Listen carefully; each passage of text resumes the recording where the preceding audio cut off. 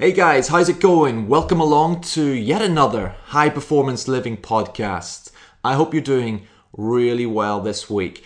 I'm a little bit tired because I've had such a fantastic weekend up at the SFN Expo up in Glasgow. It was the very first year, and if you listen to the podcast regularly, you know I promised to do some hustling and bustling and get on a mission to find and interview some of the best trainers, coaches and athletes that are going to be at that expo.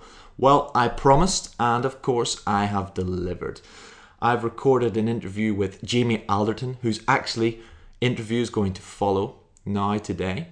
Of course, I've had then Alexander Ferrantinos, Andy McKenzie, the Fitter Food guys, who's Keris and Matt, Ryan Terry, Lane Norton, and a few other guys as well. So they're all going to be coming over the next couple of weeks and months, delivering some fantastic information and interviews. Really important information about what they do, what they get up to, and their general outlook on that sort of, health and fitness and what they do and how they do it best, because these guys are leaders in their fields. So first up, awesome interview coming with Jamie Alderton, a really down-to-earth guy, someone who I've wanted to have a bit of a chat about. Awesome at competitions. He's, competing at the top level of this stuff, and of course coaching a lot of people in the process as well. So that's what we're going to dive into.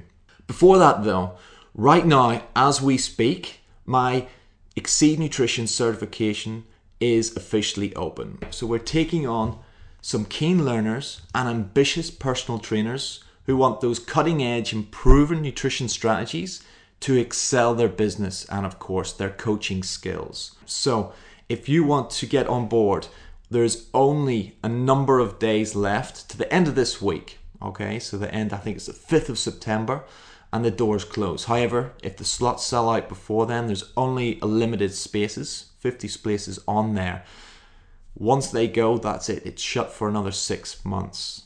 I created this course for the keen learners who, chances are, if you're listening to this podcast, that's what you want. Because we want to have the best knowledge that we can when it comes to nutrition. We want to be confident then in being able to coach ourselves, improve our own bodies, but chances are as well you're coaching other people. You're a trainer. Here's the problem I've seen. Perhaps you don't have the knowledge or confidence to do that yet, right? Because those typical trainer qualifications don't give us that right info. They don't tell us what we really need to know to be a great trainer, to get results. That's why I created my certification course, to be unlike those other nutrition courses and qualifications out there. In this industry that creates trainers and coaches in just weeks, this course is going to separate you from that pack, giving you the certification, the knowledge, the education that you know that they aren't going to have as well. It's taken me these 10 years of learning, researching, experimenting, coaching to find out what works. I've put that into this certification course. It's now your chance to get that, to learn it, and to benefit from that, from your own coaching and of course business as well. We're going to do that via the Exceed Nutrition certification. The registration is now open just for the next couple of days to the end of this week.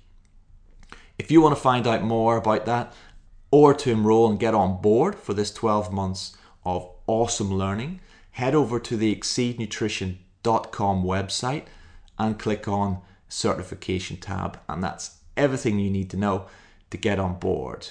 All right guys, I'm going to leave it there. We're going to jump into this fantastic interview with Jamie. Enjoy the knowledge, enjoy the interview, and I'll see you on the other side.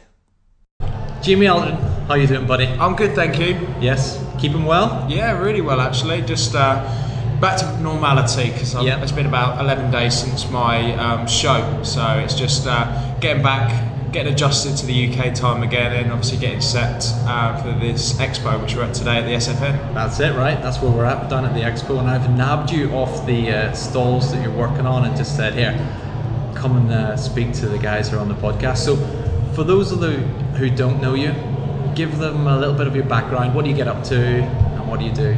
Okay, well, hi guys and girls. My name's Jamie Alderton. I'm 29 years of age, body transformation coach, personal trainer, and a mentor. And basically, what I specialise in is body transformations. So I get a lot of people ready for stage, get a lot of people have 8 and 12 week programs with me, and I also run 2 subscription sites, one which I'm here today at, and it's specifically for females who want to get in shape, who want to get ready for stage, and trying to take the misconceptions out of female training, and saying to a lot of girls that you need to lift the heavy weight to get those results, and that's bikiniqueens.co.uk. Also my own subscription site, which is grenadej.com, which I've put up a hell of a lot of videos about my contest prep, my transformation this year, a little bit of the Raw series, which takes me through clients' competitions, and also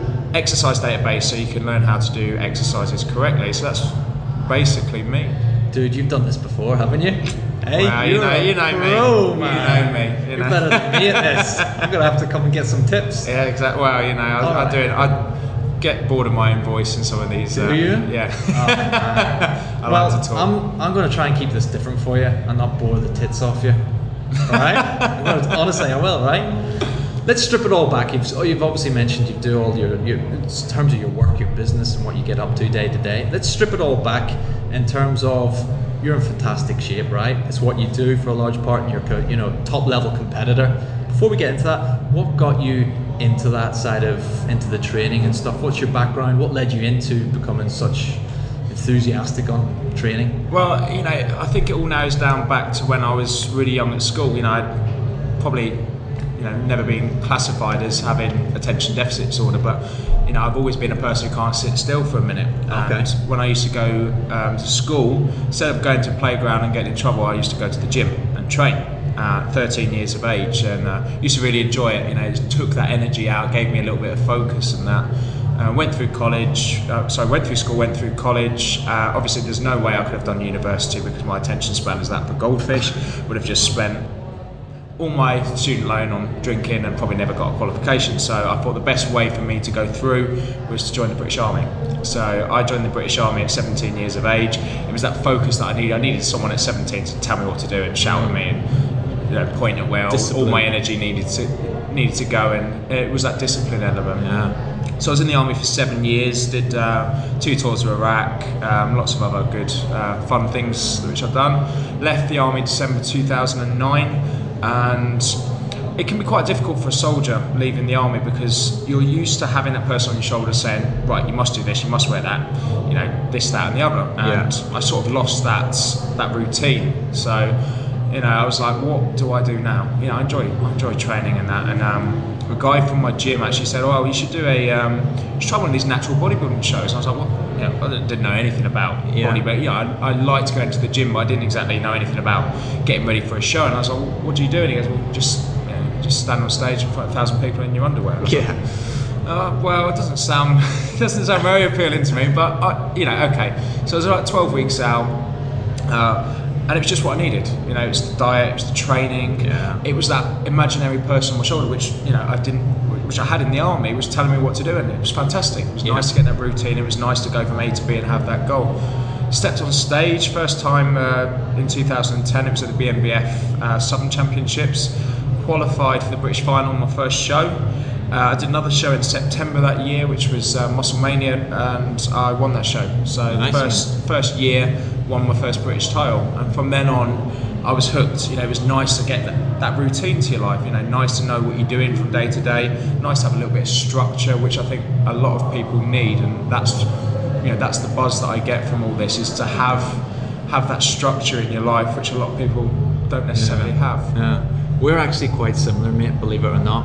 I, for all of my life, wanted to be in the RAF. I never quite made it, but I did go to uni and join the University Air Squadron because I felt, just when I was a kid, I needed something to keep me on track.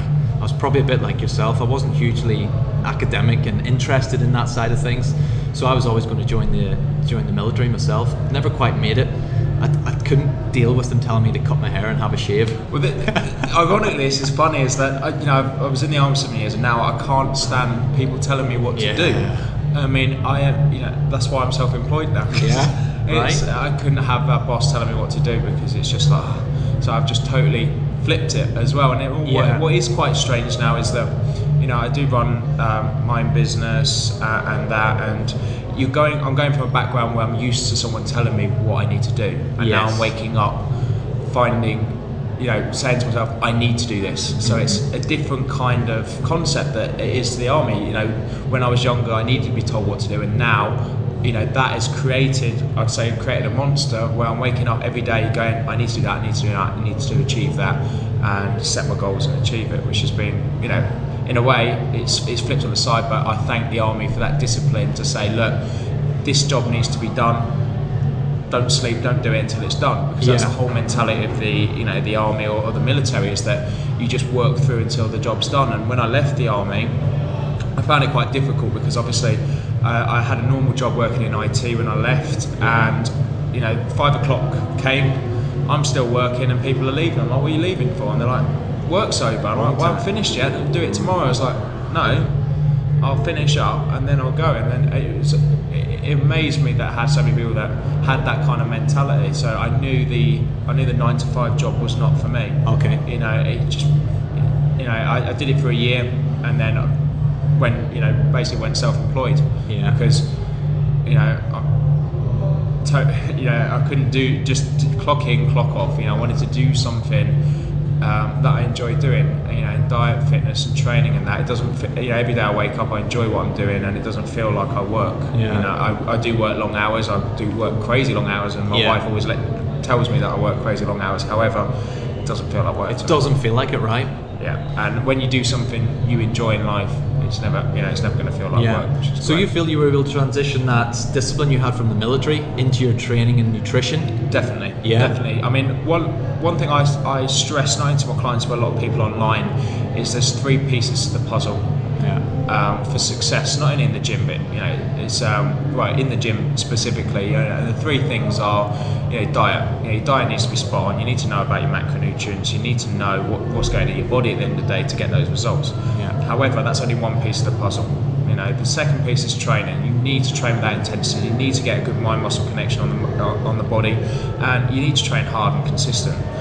However, if your training's there and your diet's not there, you can't out-train a bad diet. As cliche as that sounds, it's true. Very true. However, also, the same sort of thing is if your diet's bang on and you train like a pussy. Sorry, I don't know if you're cool. If this is should be beeped or not, but if you're not training there, not putting the intensity, you're not going to progress. And the last piece of the puzzle is mindset. Your diet and training can be bang on, but if your head's not in the game, you're not going to get that success. Yeah. If you've got all 3 pieces of those puzzle, then you are going to get the results. I love it, man. So let's take it back then, strip it back to those 3 things.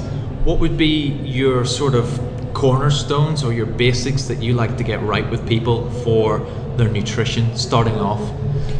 Nutrition wise, I want to make sure that they're realising their goals, i.e. what they want to achieve with their nutrition. Because at the end of the day is, what is your goal? People say, I want to do something. If they want to obviously lose body fat, then obviously they need to create a calorie deficit. If they want to put size on, they need to create a calorie surplus. So first it's trying to find those baseline levels which they need to work from, and obviously find out what they actually want to do. Because I know so many guys that come to me, they're 200, let's just say 100 kilos, carrying 20-30% body fat, and telling me I want to bulk, and it's like, yeah, you probably don't want to bulk. You probably want to cut first, and it's the same sort of thing as that someone says they want to cut. I get a young guy, 18 years old, saying he wants to cut down, and I say, look, you have not. You're going to cut down, but you've got nothing there to cut. So you need to develop. You need to be in that calorie surplus. You need to, you need to build that muscle. You need to give yourself that patience. So first things first is trying to find those macronutrient requirements for that. Awesome, man. Yeah. So you're big on sort of dialing things in straight away with people and getting them to look at those calories and it's finding a baseline level for a person. If I've got a client come, one thing I use is TDE, which is total daily energy expenditure. It works on your height, weight, thermogenic effect of food, lots of different factors in there. It's not a absolute number at all, but it's a good indication of where you start. My TDE is like stupid because basically I'd probably die on those calories. However, for a client that's new, it's a very good baseline. And let's say a week they drop too much weight or they put too much weight on, you just know to rein it in and adjust and change. And that's what you've got to do. That's what I always believe with the macronutrient side of things. The numbers as good as they are, it's a starting point for people. It is, yeah. That's where people get, I think, a big hurdle in setting up a diet that's in numbers. Yeah. And actually, they're like, oh, I don't know if this needs to be plus 10 calories or minus 5 grams of fats, or is this right?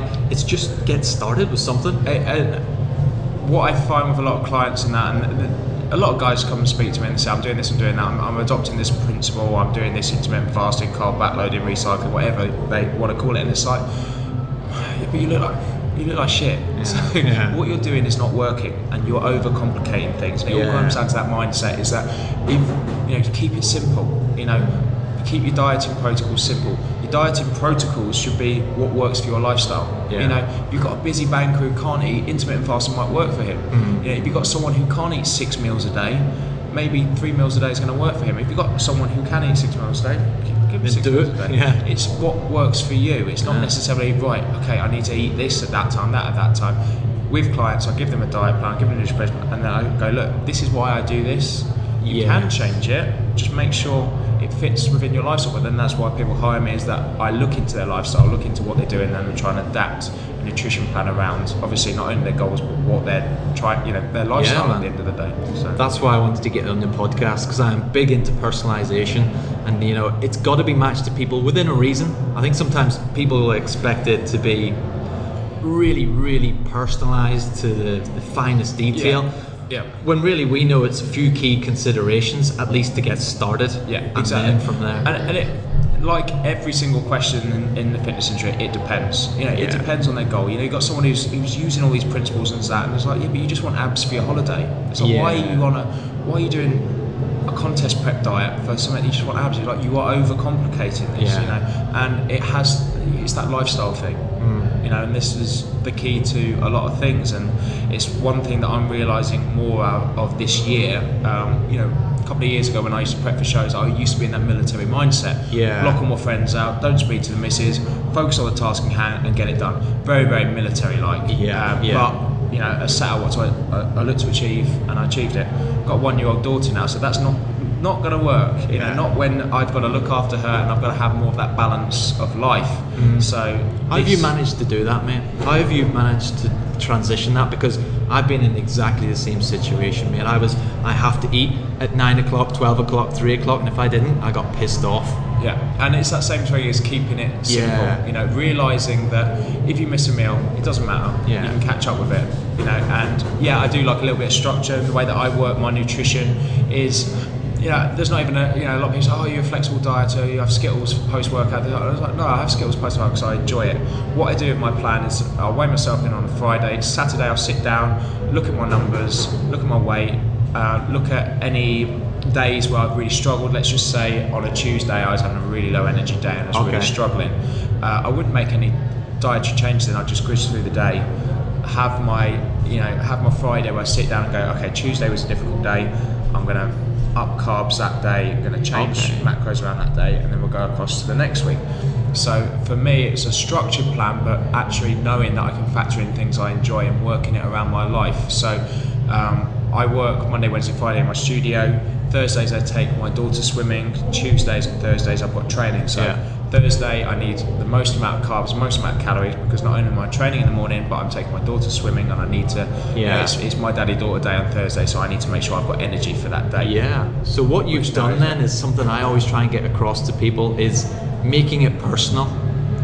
And actually, like we've just kind of done with the numbers, right, is you look at the macro numbers, your trainer, your coach might give you them, but you do that, you do follow it, because that's, you're paying them or you're hiring them to do that. Exactly. But then you give the feedback, and you say, actually, you know what, that didn't quite work for me, Jamie, or Wednesday I felt like shit, what can we do? Exactly. And from a coach's perception, it's that communication. It's that, I've had clients in the past that don't communicate with me, I'm really struggling. It's like, why didn't you tell me that 2 weeks ago? Like, this is the whole point of a check-in. You need to tell me Monday to Friday, I'm struggling that, not liking that, not liking that. I'm not going to go tough, get through it. I might do if you're, there is a time and a place for that. You will get someone that's whinging about something. It's like, come on, But then also, I don't really get that many clients that do that because they've seen that I do practice what I preach. You know, if I'm telling you to get a grip and get on with it, it's because I've been there and it's because I've done that and I've got the t-shirt, so just get on with it. However, it's knowing when someone is struggling and trying to factor it, you know, mindset is obviously the key, as I said as well. So if someone's head is getting screwed up, it's time to ease off the pedal.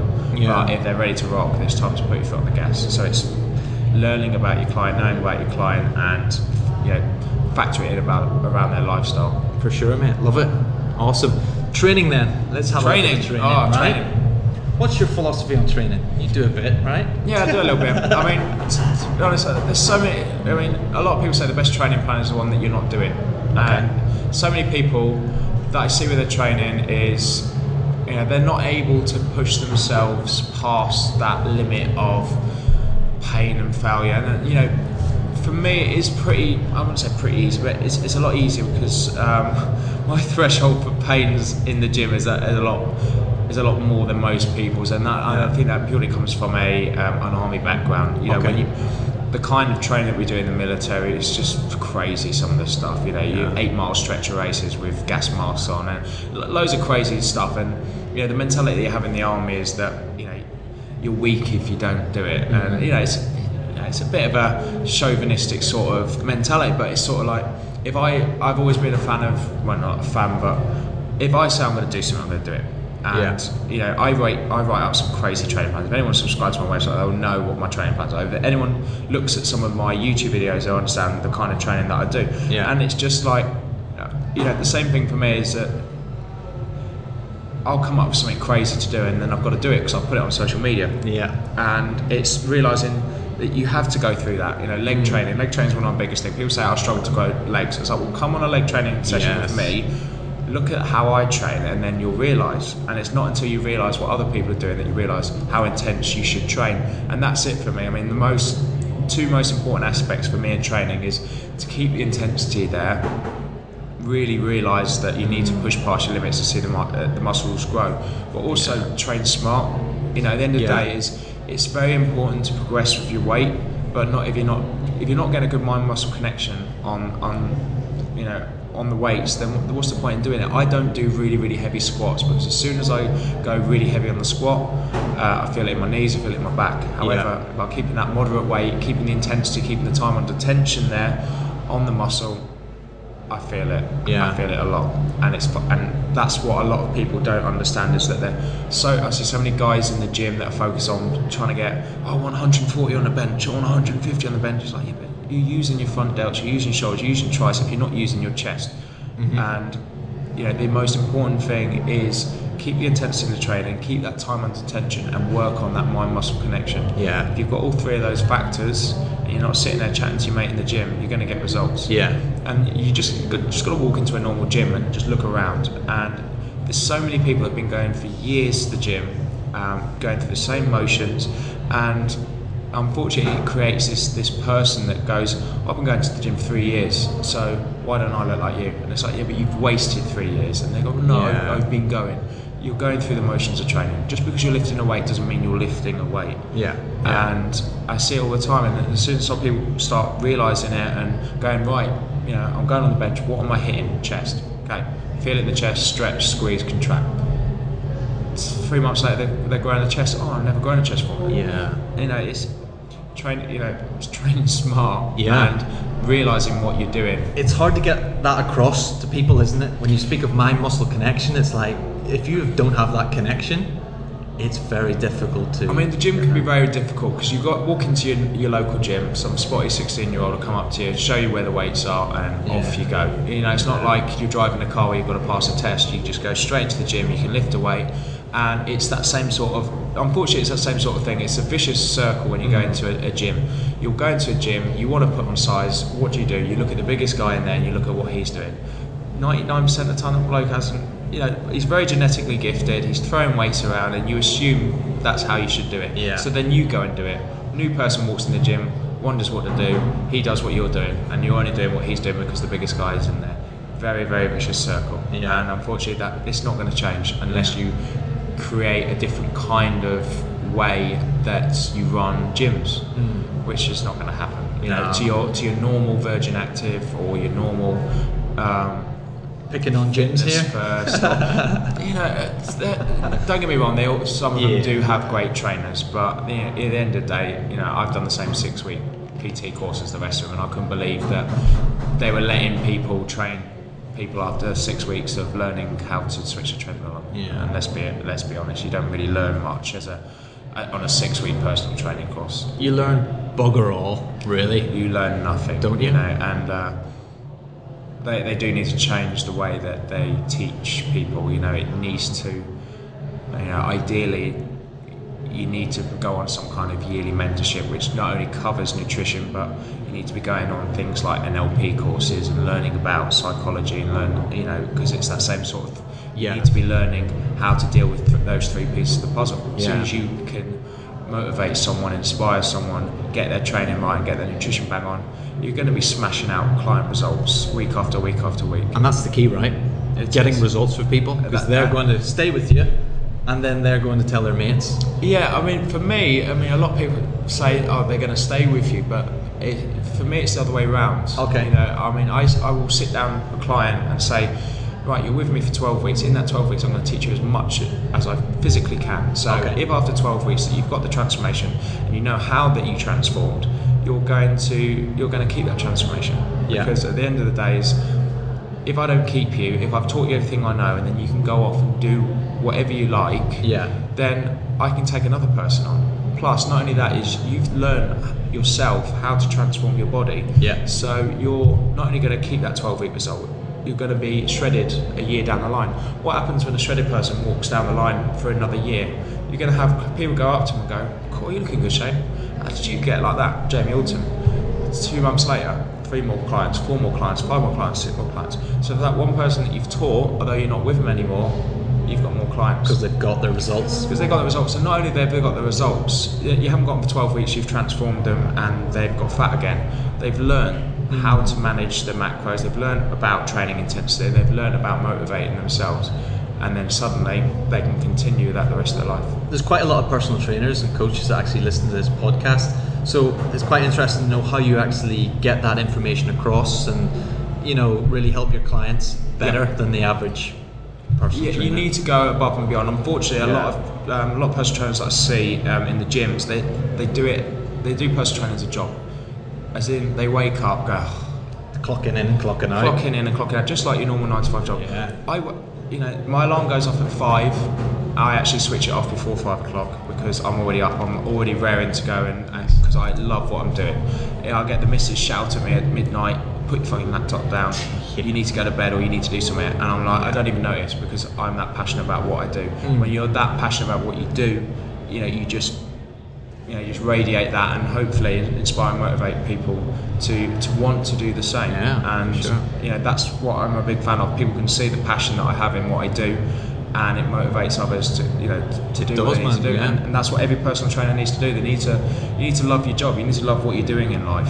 And if you're not, then you need to change it. Definitely. This day and age, with the internet, with everything else like that, you can basically do whatever you like in life and do well. Because at the end of the day, you know, it's not about money. You know, the money will come. If you're passionate about what you do, the money will come. You need to focus on what you enjoy doing in life. That's the starting point, isn't it? It's like getting your macros right, doing what you enjoy. For me, with the gym, and I talk a lot about mindset and motivation. It surpasses the gym. It surpasses lifting weights and eating the right foods. With the contest prep and everything like that, what that shows you is if you've got a goal, you need to plan it out. Look where you need to go from A to B and achieve it. And if everyone adopted not just that in fitness but in business and in life, you're going to achieve a lot more than sitting there feeling sorry for yourself and hoping that something lands on your lap. Doing the lottery every Saturday. Exactly. I've done this analogy to a lot of people that, you know, people will buy a lottery ticket going, oh, imagine what I had if I had £1 million. It's the same as a transformation that people see on my website, is that people will see the end result. They'll see the guy with abs and they'll imagine what they look like with those abs, but they won't look at the journey that it took to get there. And as soon as people start realizing that you can achieve anything that you want in life, but you need to work hard for it, you need to put the graft in, and then you can enjoy the results. But you know, I can only keep preaching as much as I can, so. I'm with you, mate. I preach it all the time. I'm letting you do it for a change today. Let's transition that into your training. Yeah. And you're actually competition training. Yeah. You've been doing some, well, I know you're a professional muscle athlete. Is that the best way to put it? Yeah, it's WBFF Pro Muscle Model. Yeah. So you won your pro card, what was it, maybe a year or two ago? November 2012. So yeah, that's a good couple of years ago, right? I remember watching you on follow your Facebook page and stuff like that. So I always like to keep up to date with the competitors. Fantastic achievement that is pretty much considered the top level of physique competition. Yeah. How have you been able to put in that effort and time, as well as having a family, as well as having a business, probably 2 businesses where you're on the ground stuff and online stuff, and competing at the highest level? Well, I think the first thing is support of a good woman. My wife is fantastic, phenomenal. Awesome. She's a self-employed photographer. Okay. Last year she did 28 weddings. This year I think she's got 25 weddings. Also contract with about 30 nurseries. Also trying to juggle being a mum. Also trying to gain weight. She's very, very like-minded like me, but she understands how much time-consuming prep is, because obviously you do have to prioritise yourself. You do have to be a little bit selfish. Oh yeah. And without the support of someone like her there, it's never going to happen. She's taken motherly roles to the new extremes. She's taken fatherly roles in sometimes when I haven't been able to walk up the stairs sometimes to settle my daughter. So first things first is her support has been fantastic. But secondly, it's all about time management. A lot of people who follow me know that I don't talk much about sleep. I probably on a normal working day will probably get 5 hours sleep. I'll go to bed at 5. Sorry, I wish I'd go to bed at 5. Go to sleep at 11 and I'll be up at 4. Right. And I'll do that 6-7 days a week. How can you get away with that, man? I would be in bits. Yeah, but the thing is, for me, it's trying to fit as much in my day as humanly possible. I will sometimes have 6-7 hours sleep. Yeah. Sometimes, but for me, there's so much I need to do in a day. Okay. I've got such a long day. I've got to get my training in. When I was prepping for my show, I did get a little bit more sleep. I think I was doing 7 hours a night. But for me, it's all about time management. I want to spend time with my daughter. I want to give as much time as possible to my clients. I need to get my training in. I need to prep my meals. I need to keep the missus happy. Lots of other factors, and to be honest, you can achieve all that in 24 hours just as long as you just remove some of those for sleep. Yeah. So you have a sleep when you're dead mentality. Very much so. I mean, I explained to someone that if you got up 2 hours earlier, if you sacrifice 2 hours a day, for 365 days, you've got an extra month. If you count up the hours, that's an extra month. Right. For a year. When you look at it in that perspective, and imagine what you can achieve in a month, if you worked those extra 2 hours, and you looked at it like that, then you probably want to get up 2 hours earlier. Yeah. So that's getting up 2 hours earlier tomorrow. Yeah. Well, it depends how many I drink tonight. Going out for a couple of vodkas. Are you? You're going to sample a bit of Glasgow? Yeah, I think so. I mean, if they serve Grey Goose somewhere, got to keep it clean with the old alcohol. Yeah. But yeah, just a couple. I mean, I've got to be fresh face because I'm on the main stage of my seminar at 1 p.m. tomorrow. Talking about my transformation for the year. I think. Yeah, so stage, on the stage, so I can't be too bleary-eyed. No, you don't want to be stinking of booze there. Exactly, yeah. Awesome, man. Well, we're running on time. Let's wrap it up there. Awesome. What's the goals for the future? What's happening? What's going on in the world? I've got a lot going on in the future. I mean, my plans are to possibly compete on the pro stage in London next year in November.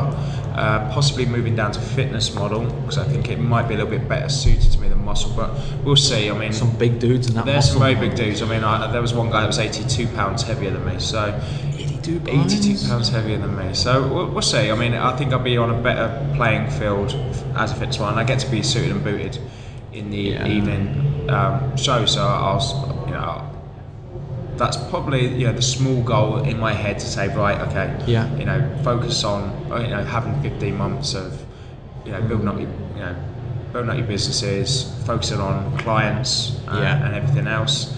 And I've got some really big plans in 2016 as well. Very, very big plans, which I've told a few people, but I'm keeping it under wraps under wraps for now, but it's some exciting times for the next 18 months. Awesome, man. Where can people learn more about you if they don't? Okay, so I've got multiple channels, multiple social media. He's channels. everywhere. I'm everywhere. I do have a subscription site where you can follow all my diet, my training, my motivation, and that's www.grenadej.com. I have Twitter, Facebook, and Instagram, and they're all at GrenadeJ. Facebook.com/GrenadeJ. Instagram is GrenadeJ, and obviously Twitter's at GrenadeJ. So be sure to follow all three. Awesome, man. I follow pretty much all of them. Awesome. I get the updates. They're good. They're good. They're worth following, right? Even the baby photos. Yeah, even the baby photos. You know, it's I do. You know, the most phenomenal thing that's ever happened to me is obviously my daughter. So just showing people that I'm a very proud dad. Yeah. And she's fantastic. You know, absolutely fantastic. Sleeps well, feeds well. Well, of course she feeds well. She's my daughter. What's her macros? When I first came, before she was even born, I was looking on the back of packs, going, "Oh, organic this, that, and the other." Going, "Oh, how many calories should?" And I was like, "Don't you dare!" It's like, so I just let her. You know, I let her have a few little treats now and again, but then I like a few little treats now and again. Of course. But yeah, it's fantastic. Top man, Jamie. It's been an absolute pleasure to have you on. Thank you very much for having me on. Cheers, Paul.